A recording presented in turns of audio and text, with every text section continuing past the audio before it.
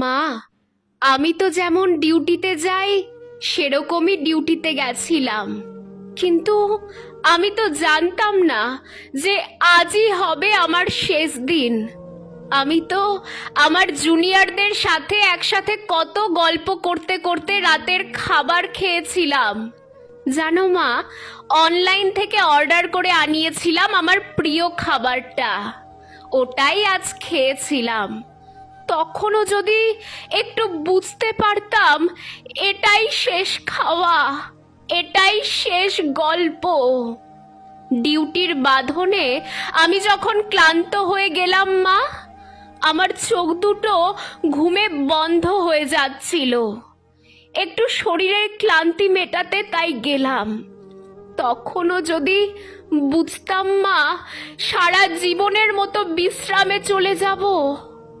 তখন ভোর রাত, আমি ওয়ার্ডে একা। তখন ভোরের শীতল বাতাস আমার একটু ঠান্ডা লাগতেই আমি লাল চাদরটা ঢাকা দিয়ে একটু চোখ বন্ধ করেছিলাম শুধু।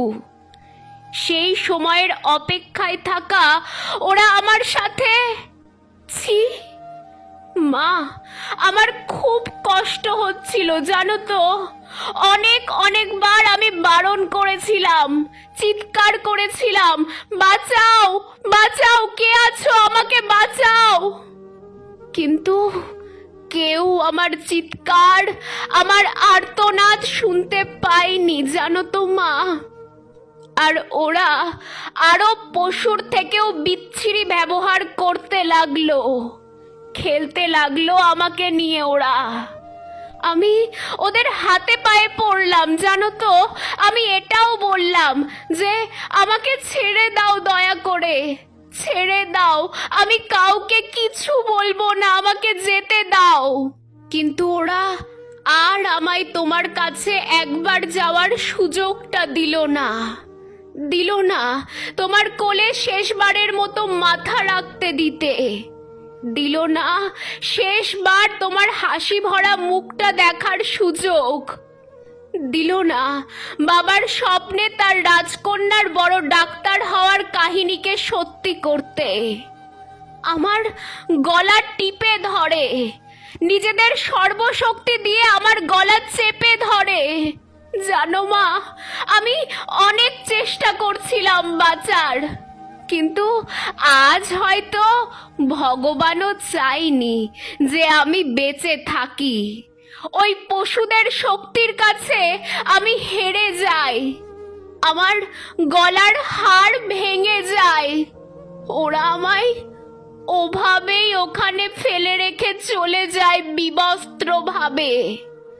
সকালে সবাই আসে, কিন্তু এ কি, আমি কারোর সাথে কোনো কথা বলতে পারছি না। তোমাকেও দেখতে পাচ্ছি, তোমায় কত করে ডাকছি, তুমি শুনতে কেন পাচ্ছ না মা আমার ডাক?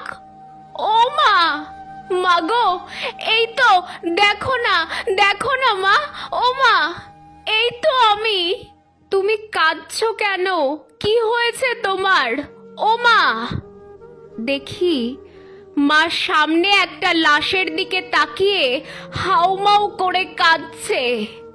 লাশটার মুখ দেখতে পেয়ে আমি শিউরে উঠি। এ কি, এ যে আমারই নিথর দেহ। আমি কি তবে মারা গেছি?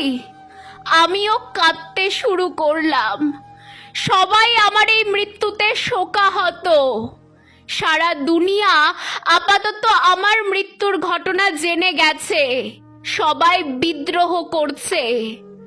কিন্তু আমি আমার নিথর দেহের দিকে তাকিয়ে রইলাম। আমার শেষটা তো আরো ভালো হতে পারতো, বলো মা। দেখো না মা, ওরা আমার মুখের দেহের কি বিচ্ছিরি অবস্থা করেছে।